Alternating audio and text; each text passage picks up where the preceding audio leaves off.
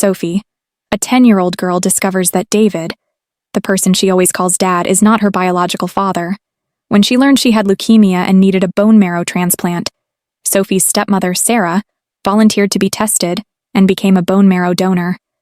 Hello everyone, welcome to the story. Sophie, a 10-year-old girl with bright eyes and golden hair, walked hurriedly up the stairs to her family's large suburban house. Today, her English class was unexpectedly cancelled, giving her a rare afternoon of rest. As Sophie touched the polished brass doorknob, she heard voices from inside, causing her to stop walking. "David, what do you mean you're sending her to boarding school?" The voice of Sarah, Sophie's stepmother, rang out. Her usually melodious voice became shrill with disbelief. "She's just a kid. We need to be patient and love her. I know it's hard, but she's only 10 years old and she still misses her mom." Sophie pressed her ear to the door, her heart pounding. "Your father wants to take you away?"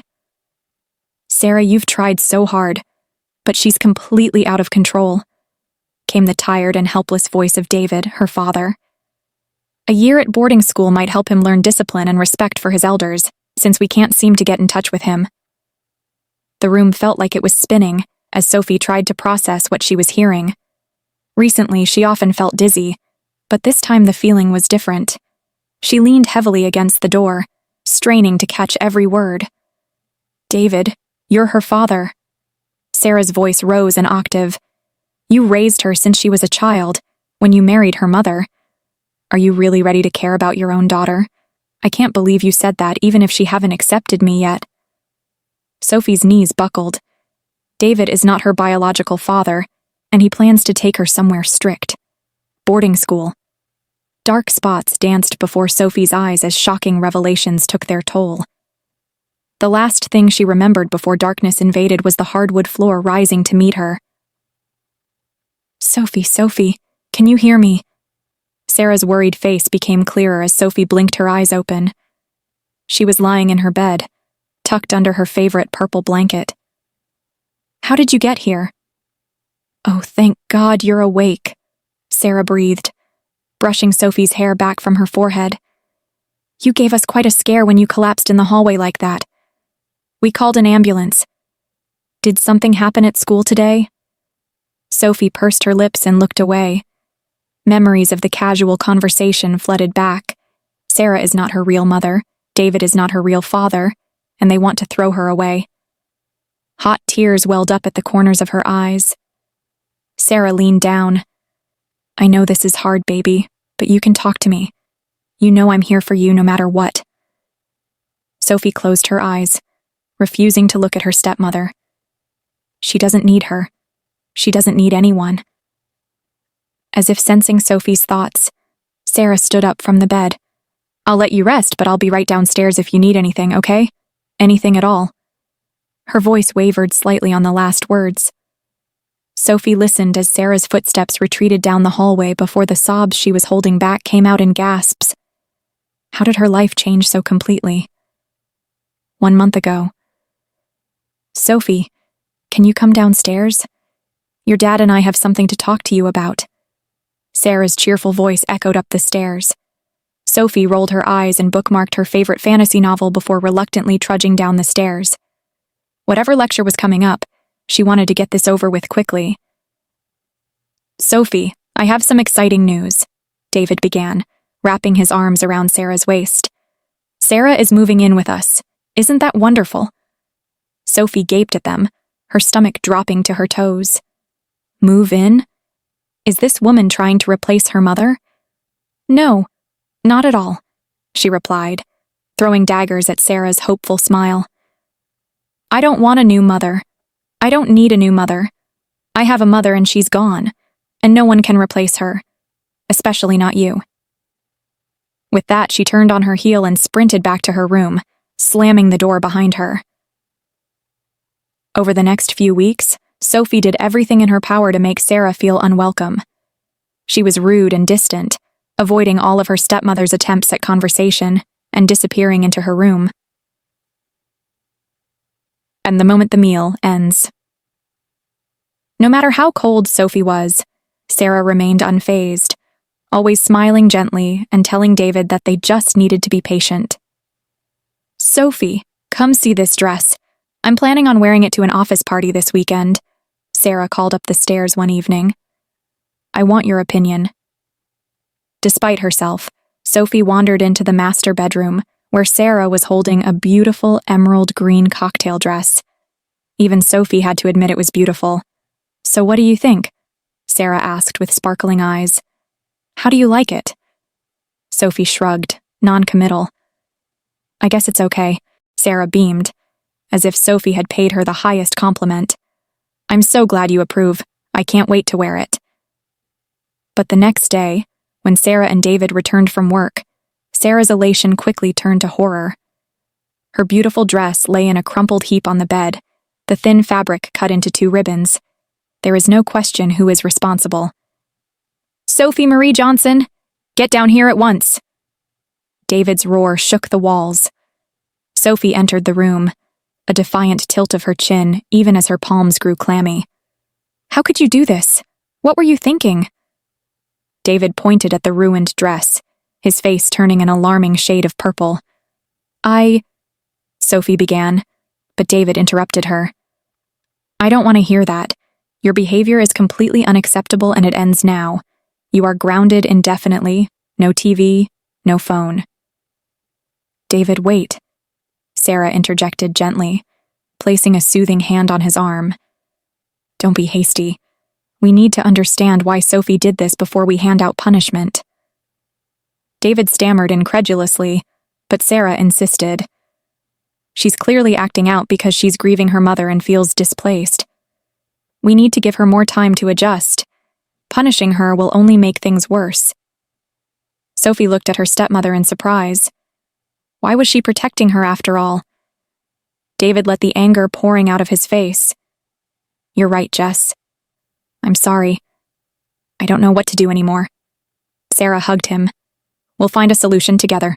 She's worth it." Sophie ran back to her room, her mind spinning. Sarah stood up for her after everything. What does it mean? Bentley News. In the days following Sophie's fainting spell, Sarah insisted on taking her to see a doctor, despite Sophie's vehement objections. After an endless process of deliberation in the sterile environment of the White Clinic, the doctor returned with a serious expression. "Sophie, I'm afraid the tests show you have acute lymphoblastic leukemia," he said softly. "It's a type of blood cancer. We caught it early, but you'll need to start treatment right away, including a bone marrow transplant from someone with a close relationship, like a parent or sibling."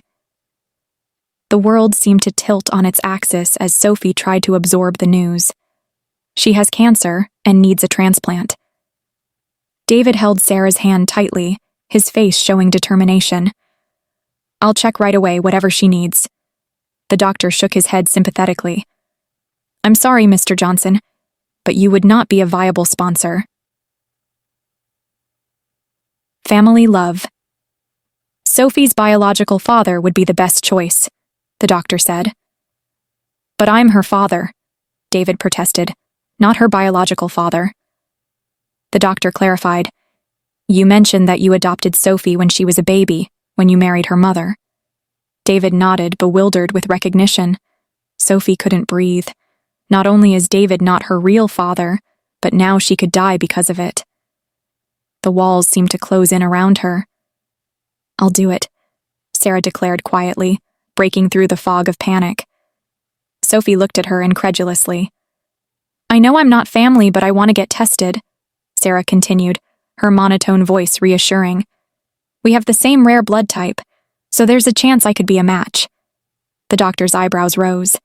"Well, it's certainly unusual, but given the circumstances, it's worth a try. We'll run a test soon."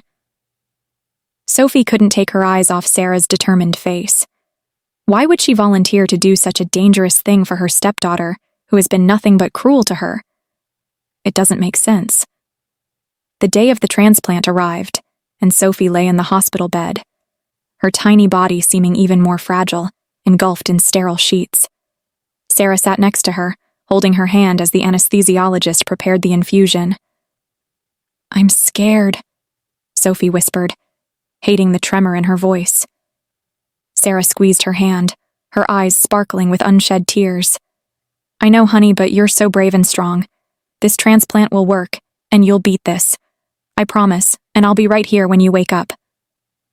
Sophie searched her stepmother's face, looking for any sign of dishonesty, but found only fierce love and determination. As the drugs began to drag her down, Sophie's last thought was that maybe, just maybe, she had been wrong about Sarah all along.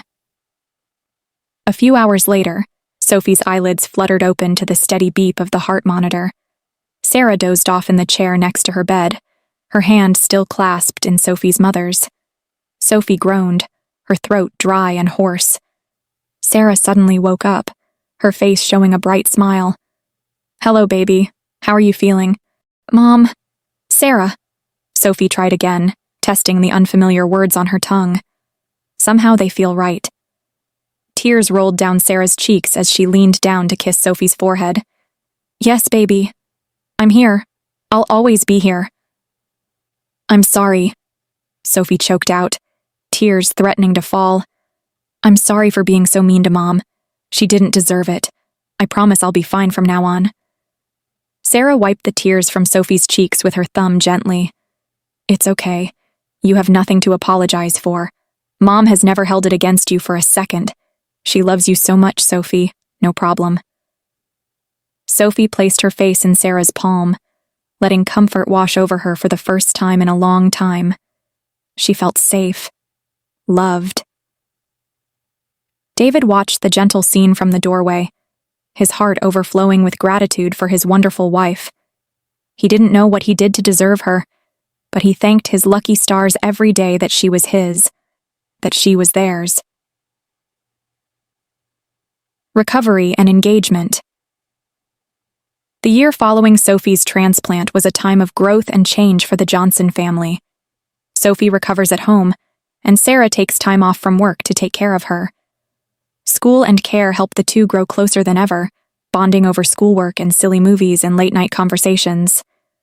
When doctors finally declared Sophie well enough to return to school, she surprised them all by wrapping her arms around Sarah's waist. "Thank you, Mom," she whispered, "for everything. I love you." Sarah blinked back tears and hugged her daughter. "Mom loves you too, more than anything.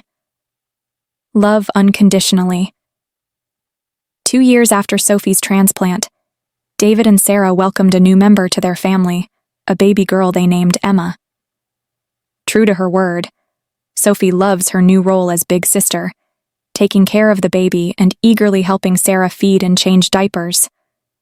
One afternoon, while at the park with baby Emma, Sophie overheard an older woman expressing sympathy. "It's very kind of you to help your stepmother." The world around Sophie stopped. "She's not my stepmother. She's my mother, my real mother, the best mother in the whole world." Sarah, who had approached with Emma in the stroller, caught the end of the exchange, her heart soaring and a radiant smile spreading across her face. She had 2 beautiful daughters whom she loved more than life itself, and for the first time, she knew for certain that they loved her just as much, unconditionally, forever. The story of Sophie and her family is a profound testament to the power of love and patience in family relationships. Initially, Sophie showed coldness and opposition, not accepting Sarah as a stepmother. This reflects her feelings of loss and protection towards the memory of her dead biological mother. However, Sarah never gave up, showing patience, unconditional love, and being willing to sacrifice herself to save Sophie when she became sick. The development of the story from hostility and discord to love and togetherness is a moving journey. It shows that family affection is not only based on blood relationships, but is also built through sincere acts of love and care. Sarah, although not Sophie's biological mother, proved her love through concrete actions and persistent patience. The story also emphasizes the importance of understanding and sympathizing with other people's emotions, especially in difficult situations. David's natural reaction at first was to punish Sophie, but Sarah intervened and made the point that Sophie needed time to adjust, and needed to be understood and loved instead of punished. Sarah's action of volunteering to be Sophie's bone marrow donor is the most touching highlight, proving that love has no limits and can overcome all obstacles. In the end, Sophie realized Sarah's worth and accepted her as a true mother. Sophie's change in attitude and growing relationship with Sarah are testaments to the power of love and forgiveness. In short, the story is a lesson in love, patience, and courage. It affirms that family is not just people who share the same blood, but people who are willing to stand together, no matter the circumstances. Sophie and Sarah's story is an inspiration of family bonds and unconditional love.